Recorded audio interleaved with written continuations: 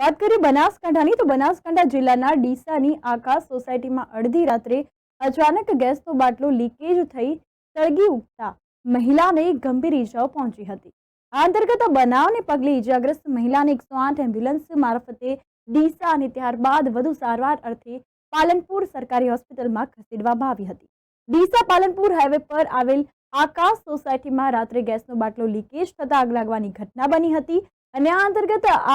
આકાશ સોસાયટીમાં ગણપતભાઈ માળી ધંધાર્થે મુંબઈ ગયા હતા અને તેમના પત્ની સુરભીબેન માળી તેમની બાળકી સહિતના પરિવાર સાથે ઘરમાં સૂતા હતા અને રાત્રે 2:30 વાગ્યાની આસપાસ 9 મહિનાની બાળકીને દૂધ પીવડાવવા માટે તેઓ જાગ્યા હતા અને તેઓ રસોડામાં દૂધ ગરમ કરવા માટે ગેસ સગડી ચાલુ કરવા જતા ગેસનો બાટલો અચાનક લીકેજ હોવાના કારણે આગ ભભૂકી ઉઠી હતી અને આગ લાગતા જ મહિલાએ બૂમાબૂમ કરી હતી। આજુબાજુના લોકો દોડી આવ્યા હતા, આગ બુઝાવવાના પ્રયાસ કરવામાં આવ્યા હતા, પરંતુ આ ઘટનામાં સુરભીબેન માળી ગંભીર રીતે દાઝી જતા ઈજાઓ પહોંચી છે। બનાવને પગલે જાણ કરતા જ 108 એમ્બ્યુલન્સ વાનની ટીમ તરત જ ઘટના સ્થળે દોડી આવી અને ગંભીર હાલતમાં ઈજાગ્રસ્ત મહિલાને